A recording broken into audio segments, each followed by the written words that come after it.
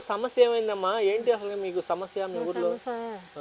నాకు 19 సంవత్సరాలు అవుతుంది. నాకు ఇల్లు ఒకళ్ళు పోనాయి, భూములు పుట్టలు మొత్తంగా పోయి 19 సంవత్సరాలు బట్టి మాకు ఎక్కడ ఏం కేసులు చూపించలేదు. ఇప్పుడు మాకు పంచదారలా చూపిస్తానన్నారు. మాకు మొదటి నుంచి ఎమ్మెల్యే గారు అయితే పంచదారలు ఇస్తామన్నారు. అప్పుడు మా వాళ్ళు ప్యాకేజీలు చాలని వెనక ముందు అన్నారు. అప్పుడు 4-5 సంవత్సరాల కింద ఇస్తానని ప్యాకేజీలే ఇప్పుడు కూడా ఇస్తాను. ప్యాకేజీ మాకు ప్యాకేజీలు చాలా, మాకు ఇల్లు అవ్వు. అప్పుడు మా 5,50,000 ఇచ్చేసాం జాగవాళ్ళు. ఇప్పుడు 2 కోట్లు చేసి వాళ్ళు అమ్ముకున్నారు. మాకు ఏదో న్యాయం చేసి సీట్లు తీసినారంటే మాకు తల్లికి ఒకటి పిల్లలకి ఒక్కడు వచ్చాయి. అయ్యో మాకు పని చేయి, తల్లికి ఒక్కడు పిల్లకి ఒక్కడు వస్తే మేము ఎలాగా కష్టం సుఖం కాపాడుకోవాలా? అంతేగా, కాపాడుకోలేం కదా.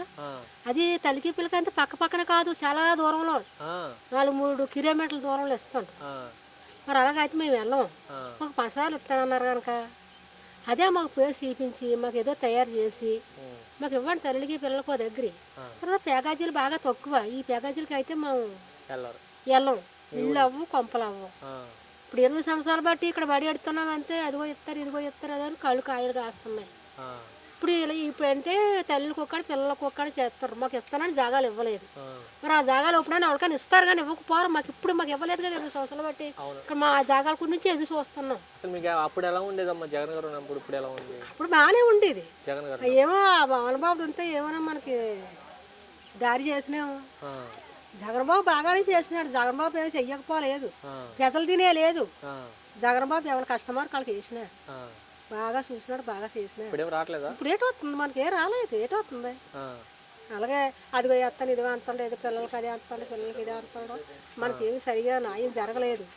మరి ఏదైనా న్యాయం జరిగినట్టుగా మరి చూడండి. మరి మనం ఇంకేం చెప్పి ఇంకో మన ఇల్లు కూడా వేద్దామని వచ్చినారు. తట్టా పుట్టా వండుకుంటున్నాం. మరి ముసలివాళ్ళం ముడవాళ్ళం ఇందులో ఉన్నాం.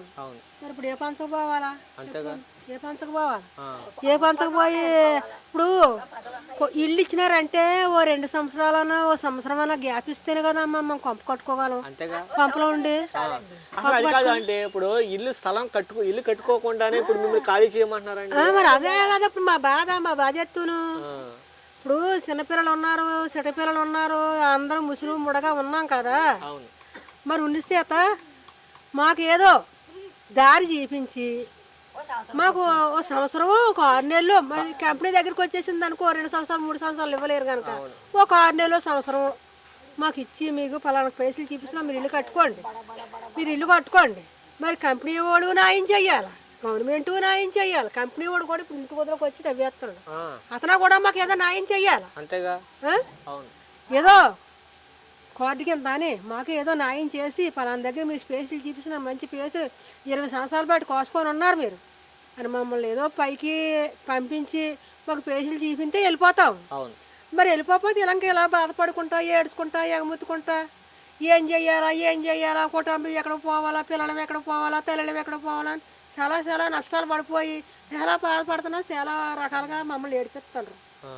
అది కూడా మరి ఎవరు ఆలోచిస్తారో, మీరు ఆలోచిస్తారో, ఎవరు ఆలోచిస్తారో ఆలోచించి మాకు ఏదో దారి చూపించండి.